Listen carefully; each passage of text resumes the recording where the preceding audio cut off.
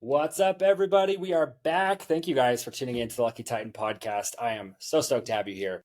Guys, you probably heard this in the intro already, but we have Dana Derricks here. I'm super stoked about this conversation. He was super nice to me because I had to reschedule like twice on him.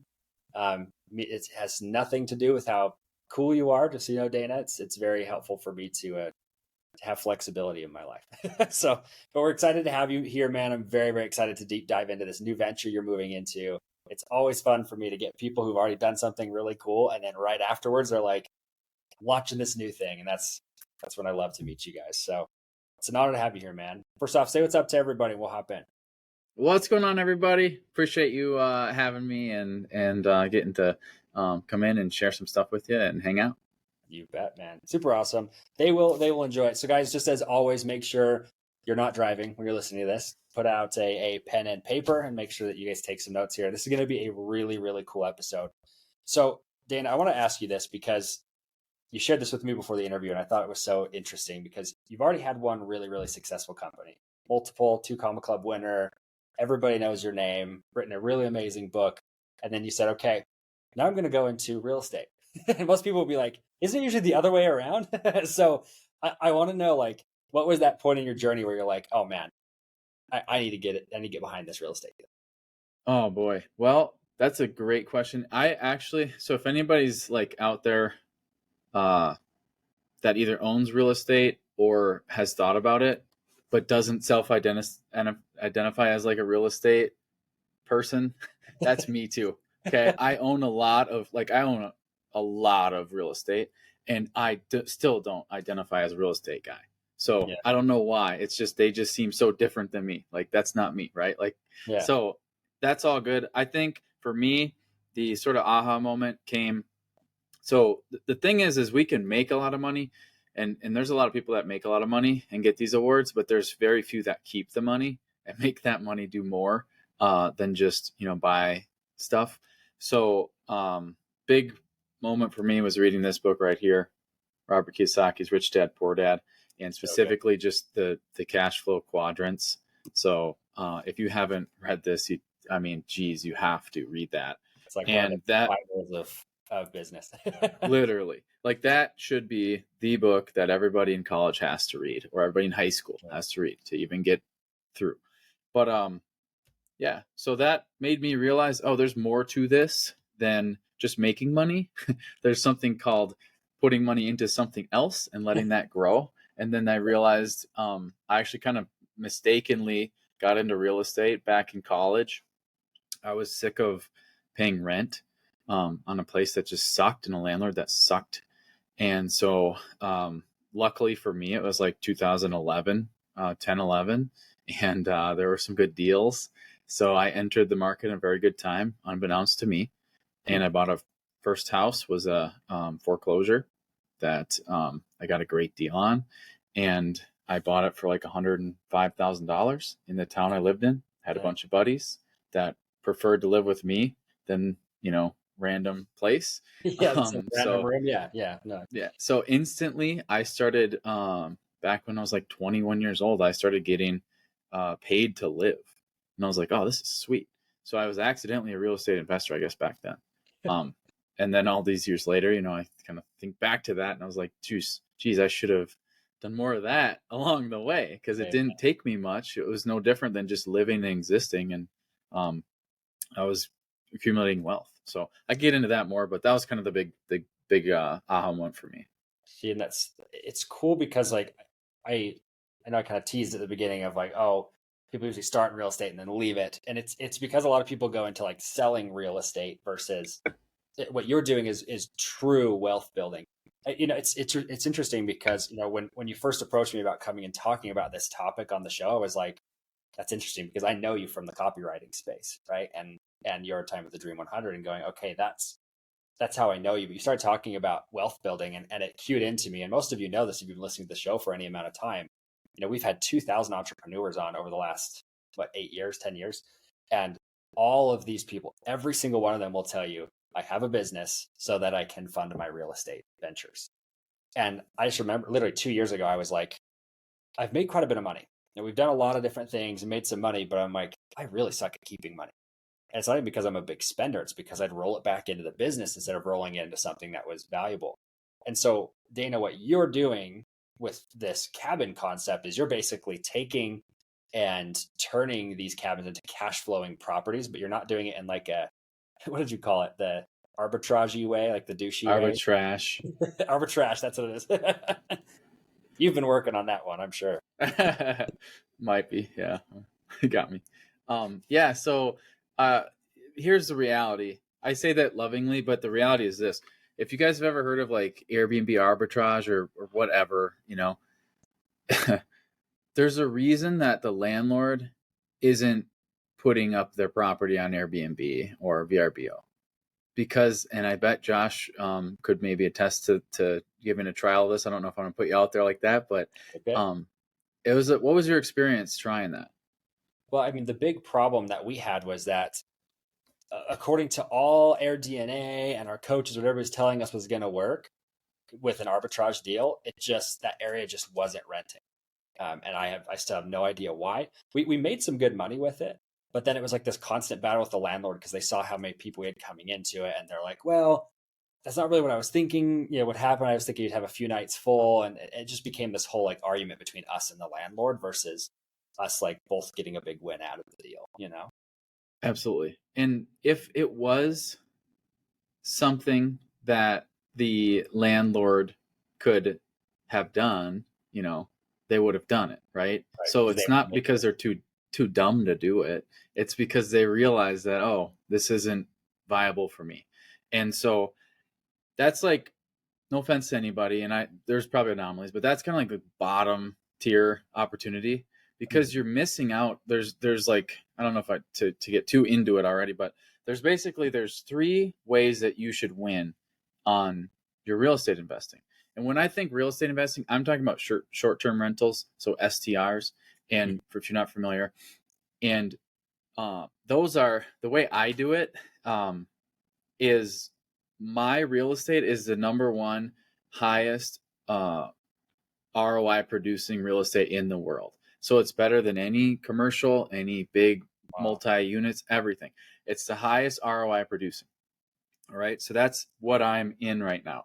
And there's 3 ways that you win on it. Okay. So way number 1 is you get cash flow. You get paid every single week by the guests that stay there. So we've got a variety of guests. The way that we do it depends on where you are, that kind of thing. But our bread and butter, we have couples that like to get away for the weekend. We have small families that like to go and spend a birthday. We have couples that spend their anniversaries, birthdays, etc. We have folks that are traveling for work.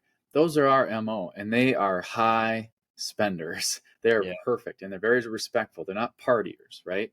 So that's way number 1. We get paid every single week by every guest that stays. Yeah. Number 2, so that's all that arbitrage could do for you. Way number 2, though, and we're missing the whole point if we're going to do arbitrage, is you're accumulating wealth through owning the real estate asset. So here's what's really cool. Think about this, guys. Would McDonald's, go look it up. How much real estate does McDonald's own? It's like one of the top real estate holding companies in the world.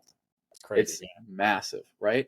They wouldn't be worth hardly anything if they were just a restaurant, right? Just like your real estate portfolio, if you're arbitraging, is worth nothing because you're just running a little bit of a business with a little profit for a lot of work, which you are making the landlord wealthy by doing so. So if you own the asset, Subway right? versus McDonald's, right?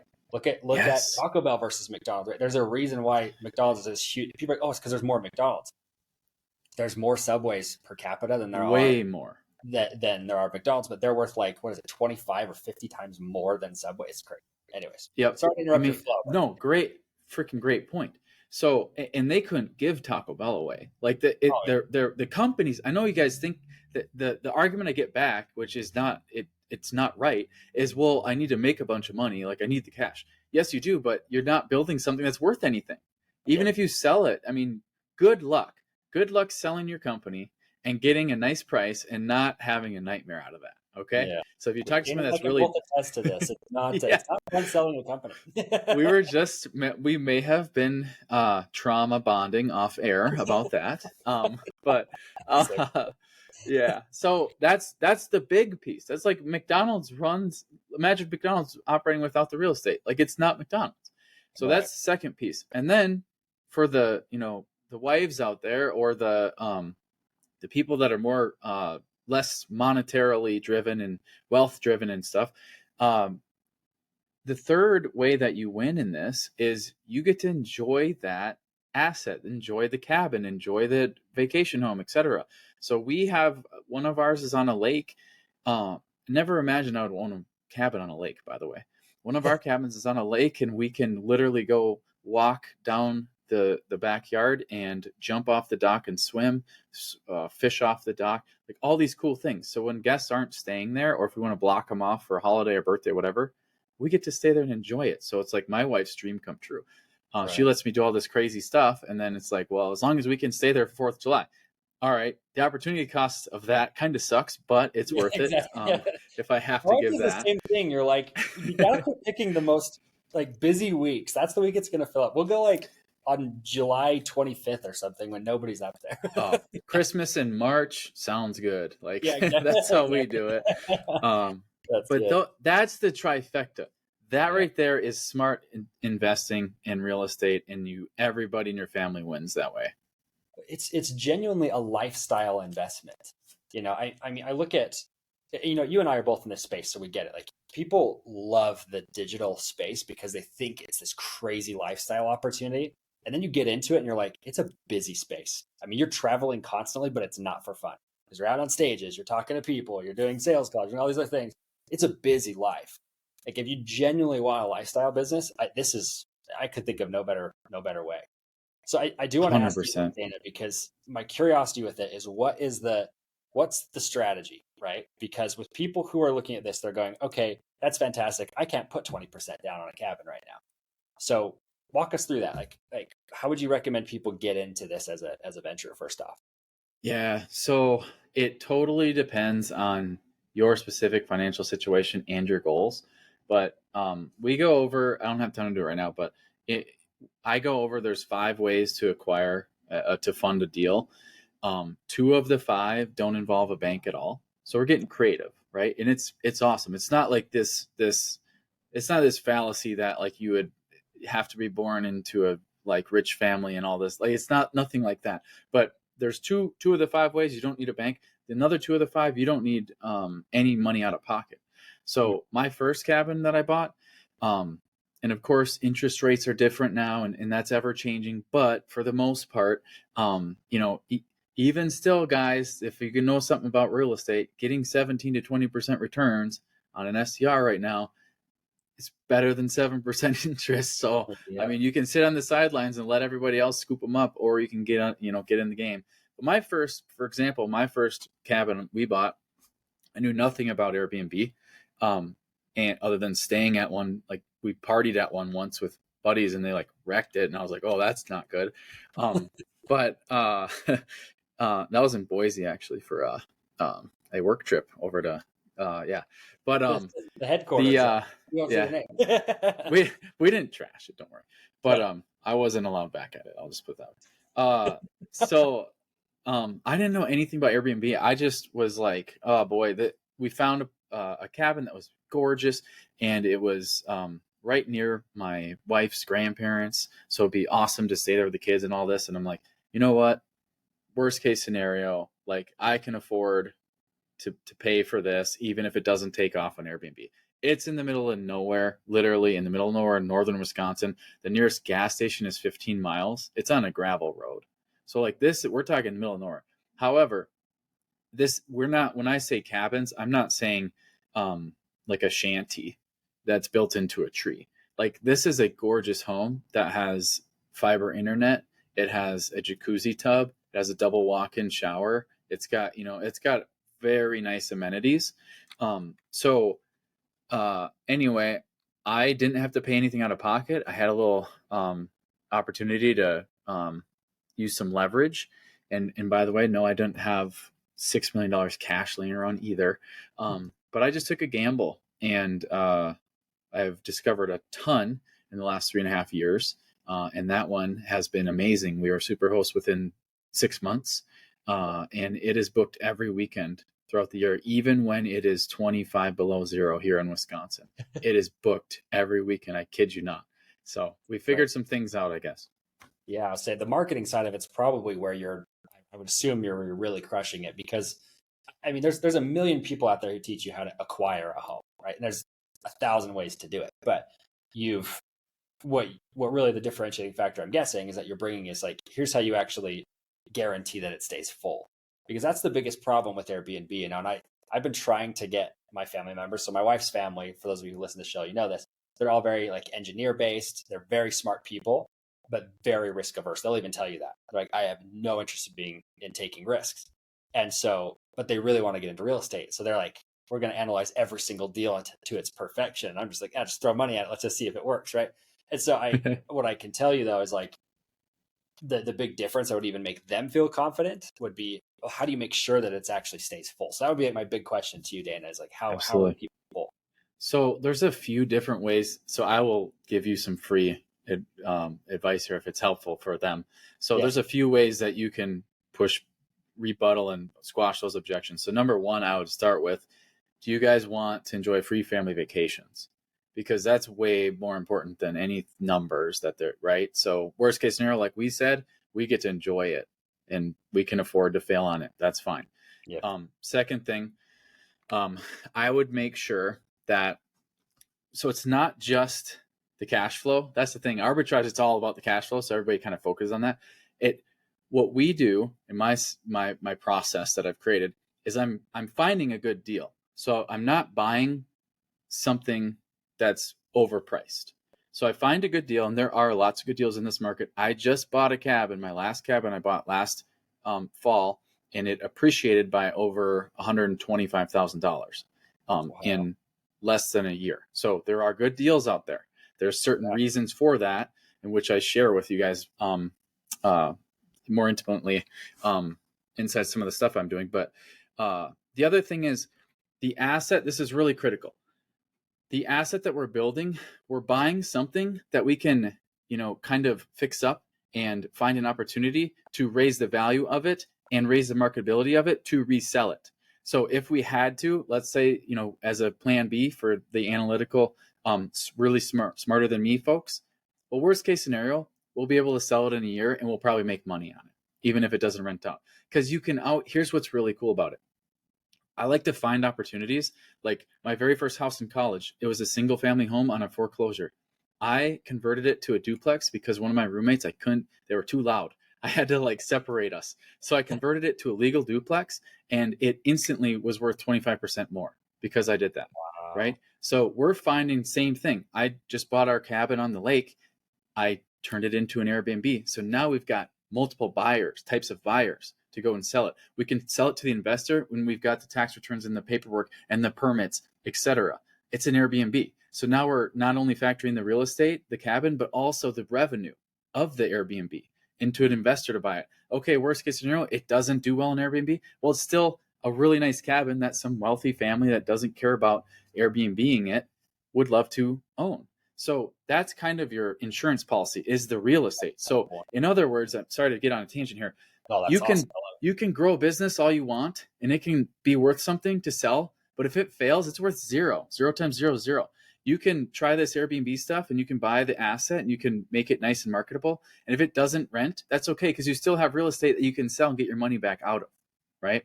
So good. So I don't even know if I answered your question. Yeah, you did. Absolutely. I'm like, that's actually such an interesting point, because it's eliminating the risk by saying, well, worst case scenario, we can sell it for at least what we bought it for, right?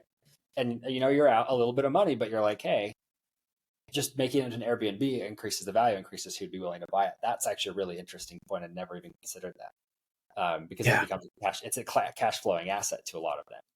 There's so much upside. Right.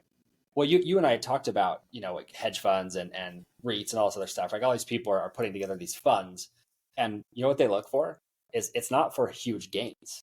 They look for cash preservation tactics. So they're like, hey, can I buy a cabin that's got enough cash flow to at least mostly break even if we have a slight loss, it's fine. And they'll buy up hundreds of those properties versus, oh, we have to come in and rebuild these properties into an Airbnb, get them listed, get all this other stuff. That's freaking brilliant, man.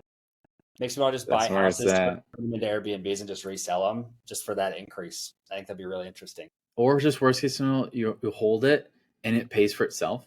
Right. And you wait Right. till the market goes crazy like it has. And yeah, you have so many different, man, I could rant, but you get Yeah, it. I get it. I hope everybody else is getting this too, because what's funny about this is it's really like an unsexy model. You know, a lot of people look at it like, oh, it's hugely cash intensive, but I think we've pretty much squashed that. There's a lot of ways to get into a cabin without having to spend a ton of money. Um, but you know, we squashed the whole like, oh, well, what if it, you know, we removed all of the fear around the risk of it. And so I just wanted to ask you, like, I wish we could have a whole separate episode on this of like how do we actually fill these cabins up, right? Part But two. yeah, we'll do a part two here. But what I want you guys to understand, like those of you who are listening to this, is like this is a business opportunity that everybody should be taking advantage of. And so, Dana, I wanted to ask you, like, when it comes to buying cabins, like you've very much so narrowed your audience down to buying cabins, not beachfront properties, not resorts, not condos. Like, why a cabin over anything else? Is it because of the family vacation opportunity, or what? That definitely is part of it.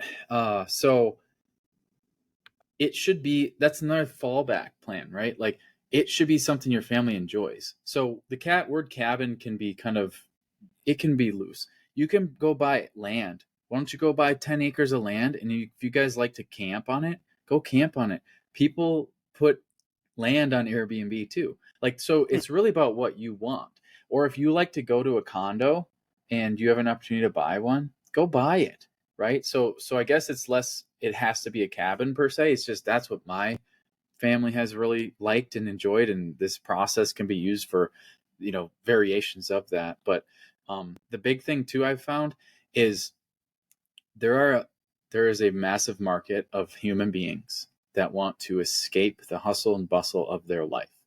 And my wife's grandparents said, Dana, we don't understand it. We drive past your cabin and it's booked every weekend. We don't know where they're coming from or why they're coming. And I kind of explained. One time we had a guest leave a note. They said our son he had the best time of his life. He got to see a real life tractor. And for us in Wisconsin, that's every day. They're a nuisance. Like they're Yeah, in the way, yeah, get right? off the road, man. Yeah. Yeah. I'm from But Idaho. I get it. well, yeah, see, exactly. And so my grandparents my wife's grandparents finally got it one time. They said, hey, we went to the city for doctor appointment, and we looked over and we saw this huge high rise of apartments. They don't even have a yard. We're like, we Yeah. get it now. That's who's coming to your cabin. It's like, yep, Right. ding, ding, ding. So there's such an opportunity. You would look out in the woods and you would think, why would we want to buy that? Like, what? It's not worth anything. There's an opportunity there. It's marketing. So yeah. That's, oh man, so many good points. I have a buddy who he lives in a big city in a high rise, living the dream life of most people, right? Quote unquote. But he came out to my house, stayed with us, and he laid down in the grass and was like doing snow angels in the grass. He's like, I forgot how amazing grass is. I was like, Oh, it's true, man. Yeah, we don't have a yeah. huge yard, but it's a great blessing to have that. A lot of people don't have that. So Amen. And you get it, man. You get what you have where you live too. It sounds like yeah. we're pretty similar in that way. So that's awesome. Well, and I hope more people will start to do that. I think that's what's cool about what you're encouraging is like with all the people you're helping do this and helping people launch cabins. And by the way, guys, I will let you know where to go here in a second. Don't panic. We'll give you a link.